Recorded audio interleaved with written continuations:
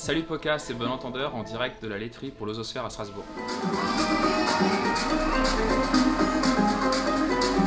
C'est venu à un festival de Calvi où on a entendu un DJ passer un discours et puis je trouvais l'idée vraiment cool et puis on a essayé du coup avec le discours de DSK, mais comme une blague, hein, et on en a fait une mixtape et en fait les gens qui nous suivaient pour les playlists qu'on faisait ont tout de suite accroché au truc et on trouvait ça marrant aussi, donc on s'est dit qu'on avait nous plein d'idées d'autres discours à mettre en musique, de personnalités françaises charismatiques avec une voix qui peut être intéressante en musique, du coup voilà, on a poussé le truc un petit peu.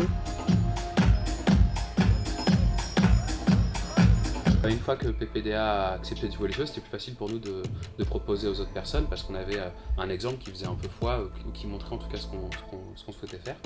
Et donc depuis, il y en a de plus en plus qui jouent le jeu et c'est tant mieux. On a la chance de rencontrer Oxmo Puccino, Richard Bohringer, Pierre Ninet plus récemment, Bec BD, Nathalie Baye, voilà, et puis il y en a d'autres à venir.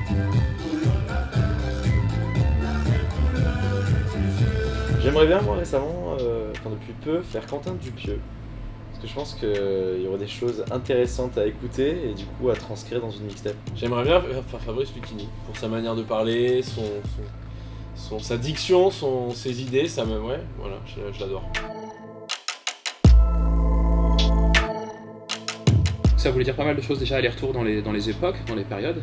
On va chercher des sons dans les années 60-70 et puis on les repropose de nos jours en 2019 dans une version un peu plus actuelle. Aller-retour aussi entre les styles et puis aussi aller-retour dans les univers des personnalités qu'on a pu interviewer parce qu'il y a un journaliste en la personne de PPDA, un acteur et quelqu'un plus issu du monde de la littérature. Et puis aller-retour évidemment parce que le clin d'œil à la National 7 qu'on peut voir sur la jaquette avec les vacanciers qui se croisent entre la période de juillet et août.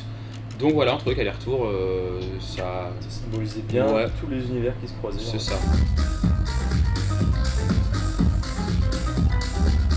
Historiquement, on a des mixtapes et puis on fait des remixes de vieilles musiques. On n'avait pas envie de laisser un de ces deux aspects de notre projet de côté pour faire un album qui ressemble qu'à une des parties du coup.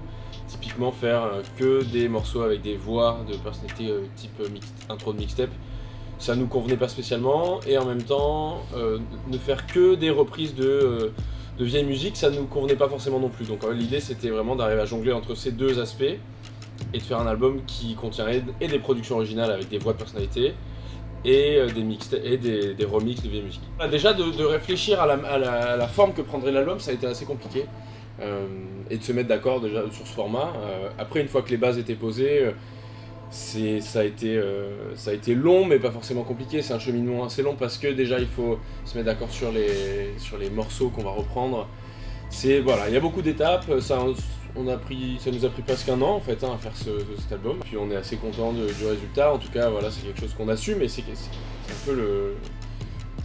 Il est fidèle en tout cas ouais, à ce qu'on voulait quoi. Exactement, voilà.